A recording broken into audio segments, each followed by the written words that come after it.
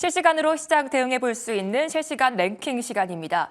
오늘도 실검 상위 종목들과 리포트 종목들 보면서 투자 전략 세워보도록 하겠습니다. 먼저 815 머니톡의 이주연 이사님 모셔보도록 할게요. 이사님 안녕하세요. 안녕하세요. 네, 오늘도 1위부터 10위까지 어떤 종목이 있는지 화면을 통해서 살펴보도록 하겠습니다. 가장 먼저 오징어 게임2 공개가 임박하면서 아티스트 스튜디오가 급등세를 보이고 있고요. 미국의 선박법이 발의되면서 조선주가 강세를 보이는 가운데 하나오션이 2위를 차지하고 있습니다. 오늘 반도체 종목들도 좋은 흐름 보이고 있죠. 삼성전자가 3위, 그밖에 이스트소프트, 삼천당 제약 등이 이름을 올리고 있습니다. 먼저 하나오션 전략부터 들어보도록 할게요. 미국의 선박법 수혜 기대로 조선주들이 오늘 올라주고 있는데 얼마 안 남은 내년에도 이 훈풍이 이어질 수 있을까요? 조선주들 같은 경우에는 조금 전망을 더 장기화시켜서 그리고 상단을 더 높여서 봐야 되는 그런 상황이다라고 좀 생각을 하고 있습니다. 모멘텀 자체도 여전히 좀 장기화될 걸로 기대를 하고 있고요.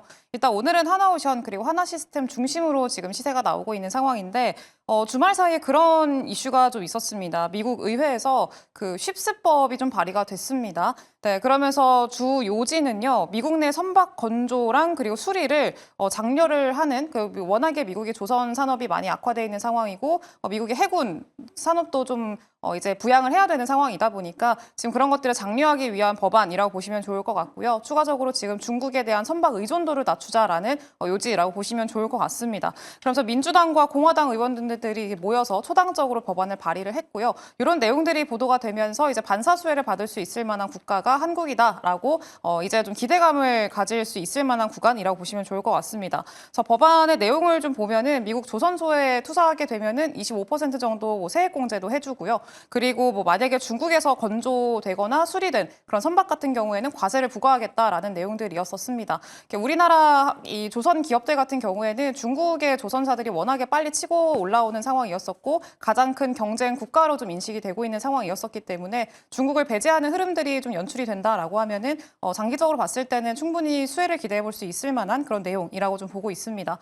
다만 이 법안 같은 경우에는 내년 한 상반기 정도의 통과 여부를 좀 결정지을 수 있지 않을까 생각을 하는데 가능성은 좀 높다라고 생각을 하고 있고요. 최근에 생물보안법이 이제 통과가 될 거라고 생각을 했었는데 예상과는 다르게 일단 내년으로 좀 넘어가게 됐죠. 통과가 이번 올해에는 안 되게 됐고요. 그러면서 이 법도 비슷하게 이제 생물보안법처럼 계속 지연되고 밀리는 거 아니냐라는 어떤 우려감들이 있긴 합니다만 이번 그 쉽스법 같은 경우에는 이제 조금 다른 게 민주당과 공화당이 공동으로 이제 발의를 했다라는 점에서 별다른 정쟁 없이 넘어갈 걸로 보고 있고 또 트럼프 같은 경우에도 이제 당선이 되자마자 한국에 SOS를 요청을 했다, 전화를 먼저 걸었다라는 얘기가 좀 있었죠. 그러면서 한국의 조선 산업이 좀 필요하다라는 것들을 좀 명확하게 보여준 사례이기 때문에 아마 좀 진행이 될 거다라고 좀 판단을 하고 있고요. 그리고 지금 현재 USTR 쪽에서 올해 한 4, 5월쯤이었었는데 이제 미국의 노조들이 중국의 선박 기업들이 불공정 행위를 하고 있다라고 하면서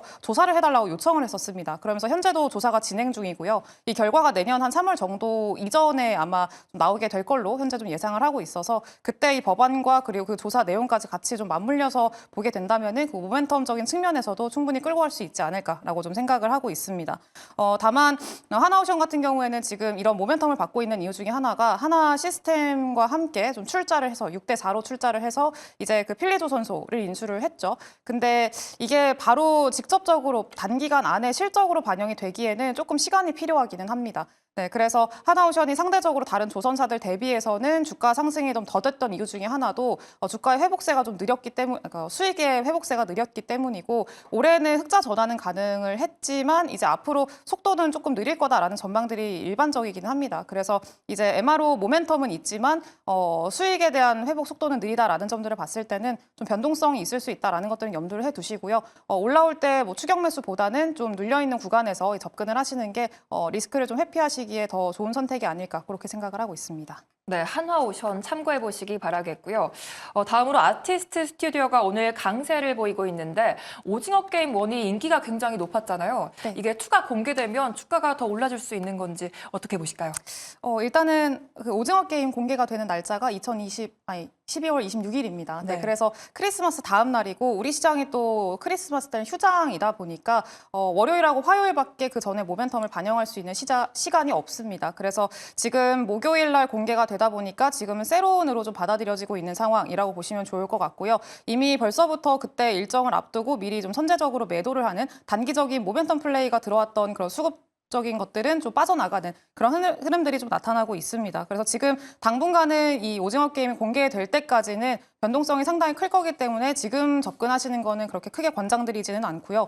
다만 내년 1월 5일쯤에 골든글러브 시상식이 있습니다. 이때 오징어 게임이 좀 후보로 거론이 될 거고 만약에 이번에 공개가 되고 나서 전 세계적으로 원처럼 좀 흥행을 하게 된다라고 하면은 기대감을 충분히 가져볼 수 있을 만하고 수상에 대한 기대감까지 좀 유입이 된다라고 하면은 다시 좀 기술적으로 봤을 때는 반등을 모색해 볼 수는 있겠다라고 좀 판단을 합니다. 다만 이거는 어디까지나 좀 트레이딩에 익숙하고 좀 자신이 있다라고 하시는 분들만 접근을 하시고요. 그게 아니다라고 하시면은 지금은 그냥 좀 두고 보시는 게 좋지 않을까 좀 그렇게 생각을 합니다. 네, 좋습니다. 이렇게 해서 실검상위 종목들 투자 전략 세워봤고요. 계속해서 리포트 종목들도 전략 이어가 보도록 하겠습니다. 오늘 나온 리포트 기준으로 5개를 꼽아봤는데요. 먼저 에코프로머티입니다. NH투자증권에서 하늘이 무너져도 솟아날 구멍은 있다라는 리포트가 나왔는데요. 재고조정과 정책 불확실성으로 단기 업황 회복은 어렵지만 내년에는 개선될 수 있다는 분석 주셨습니다. 다음으로 삼양식품 한화투자증권에서 더 큰 시장 잡으러 간다라는 리포트가, 현대제철은 신한투자증권에서 따뜻한 봄을 기다리며라는 리포트, SBS는 대신증권에서 새롭게 뛰자 스브스라는 리포트가 나왔는데요. 이번에 넷플릭스와 체결한 계약이 역대급이라는 평가와 함께 목표가를 26,000원에서 29,000원으로 상향하는 의견 주셨습니다. 우선 SBS 전략부터 들어볼 텐데 넷플릭스와 이번에 계약 소식에 주가가 저번 주에 이어 오늘도 상한가를 기록하고 있잖아요. 네. 이 상승 랠리가 어디까지 갈 수 있을까요? 지금 현재 좀 전망을 하고 있는 걸로 보면은 시가총액이 1조 원까지는 가야 되지 않냐라고 좀 전망이 되고 있는 상황이고 현재 시총이 2번 연속 상한가를 갔음에도 불구하고 3,700억이니까 아직 상방에 대한 여력은 조금 더 열어둬도 좋지 않을까라고 좀 판단을 하고 있습니다. 이번에 증권사들에서 나온 이야기들을 보면은 목표 주가를 거의 100% 이상 2배 넘게 좀 상향 조정하는 굉장히 좀 공격적인 이야기들을 많이 했는데 내용을 보면은 충분히 그럴 수 있겠다라고 좀 판단이 듭니다. 이번에 이런 리포트들이 좀 나오게 된 이유가 넷플릭스와 역대급 계약 체결이 원인이었고요. 그동안에 SBS 같은 경우는 웨이브라는 그 플랫폼을 통해서 이제 좀 그 신작이라던가 구작들을 방영을 해왔었는데 이제는 넷플릭스를 통해서도 신작과 구작을 방영할 수 있게 되는 겁니다. 근데 계약 기간이 6년이고요. 역대 국내에서는 최장 기간의 계약입니다. 네, 그리고 지금 비용 같은 경우에는 공개가 되지 않은 상황이어서 이거는 보수적으로 지금 현재 추정을 하고 있는 상황이기는 한데 일단은 금액 같은 경우에도 좀 추정을 해보자면은 넷플릭스가 지금 활성 이용자 수가 1,160만 명 정도가 되고요. 기존의 SBS가 이제 공급을 하던 웨이브 같은 경우에는 400만 초반대 정도 됩니다. 그러니까 그 활성 이용자 수가 한 3배 정도 차이가 나는 건데 만약에 이 웨이브는 그대로 유지를 하면서 넷플릭스까지 추가적으로 공급을 하게 된다라고 하면은 기존의 웨이브에서 나타났던 매출이 연평균 한 400억 정도 됐었는데 최소한 한 1,000억 정도는 추가적으로 들어올 수 있지 않겠느냐라는 그런 어떤 논리라고 보시면 좋을 것 같고요. 영업이익 같은 경우에도 추가적으로 400억에서 500억 정도 더 이렇게 반영이 될 수 있을 거다라고 기대를 하고 있습니다. 이게 6년 계약이다 보니까 또 장기간 동안에 이런 것들이 지속이 되면은 당연히 좀 주가상으로는 충분히 상방에 대한 기대감을 가져볼 수 있을 만하다라고 좀 생각을 하고 있습니다. 네, 그래서 지금은 좀 연속적으로 시세가 나오고 있는 상황이어서 마찬가지로 너무 좀 변동성이 큰 상황이다 보니까 좀 무리해서 따라잡기보다는 분명히 또 쉬어가는 구간들이 나올 겁니다. 네, 그런 구간에서 좀 접근을 하시는 게 지금은 좀 유리하지 않을까 그렇게 판단을 하고 있습니다. 네, 충분히 주가 상승 기대해 볼 만하다라고 말씀해 주셨습니다. 다음으로 하이브인데요. NH투자증권에서 2025년 주인공이라는 리포트가 나왔습니다. BTS 활동 재개와 위버스 유료화 등으로 앞으로의 실적 개선이 기대된다는 내용이었는데요. 올해 정말 다양한 이슈로 말이 많았던 기업이 아닐까 싶은데 내년에는 정말 하이브의 해가 될 수 있을지 앞으로 전망 어떻게 보실까요? 하이브도 엔터주들도 사실 지금 분위기가 좀 좋아서 내년에도 이런 분위기를 어느 정도 끌고 갈 수 있을 거라고 좀 기대를 하고 있고요. 워낙에 또 트럼프 당선인의 이슈가 가장 크게 지금은 좀 반영이 되고 있고 기존의 엔터주들이 주목받던 이유 중에 하나가 관세로부터 좀 자유롭다라는 것들이었었잖아요. 네, 이런 이슈도 어느 정도 모멘텀적으로 봤을 때는 추가적으로 더 있을 수 있겠다라고 좀 생각을 합니다. 근데 일단 하이브 같은 경우에는 좀 가장 중요한 게 사실 뉴진스와 어도어 관련한 이슈가 좀 주가상으로는 하방 압력을 주고 있던 좀 부담 요인이었었는데 이번에 어느 정도 주가 흐름을 보면은 그 노이즈를 주가상으로는 어느 정도 일단락을 했다라고 좀 보고 있습니다. 그래서 크게 변동성을 보이지 않는 모습으로 봤을 때는 그렇게 좀 판단을 하는 게 맞을 것 같고요. 최근에 하이브 쪽으로 목표 주가 하향이라던가 이런 증권사들의 리포트가 많이 나왔었는데 이미 이런 뉴진스 그리고 어도어 관련한 그 노이즈들을 반영을 해서 뭐 매출 앞으로 2026년도 매출이라던가 이런 것들 에서 이제 그 뉴진스의 매출을 아예 다 제외를 했습니다.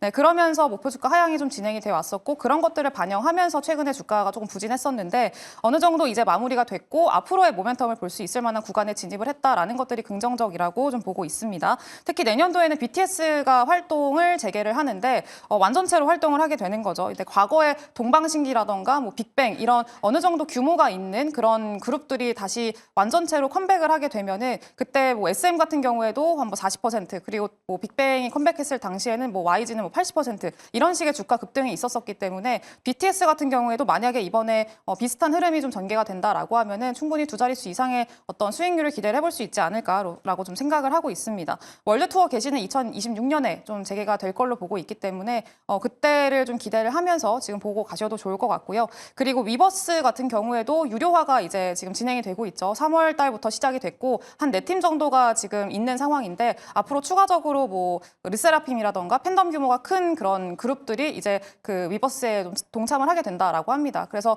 이런 광고라던가 유료화 이런 것들이 잘 진행이 되고 있다라는 것들을 생각을 해도 내년도의 매출이나 영업이익의 어떤 성장세는 지금 충분히 기대를 해볼 수 있고 전체적인 키 맞추기 측면에서도 주가의 상승을 좀 열어놔야 되지 않을까라고 좀 생각을 하고 있습니다. 네, 이렇게 해서 실검 상위 종목들과 리포트 종목들 투자 전략 세워봤습니다. 마감까지 어떤 전략이 필요할지 오늘도 매일경제TV와 함께 보시기 바라겠고요. 이주연 이사님과는 여기서 이만 인사드리도록 할게요. 이사님 감사합니다. 감사합니다.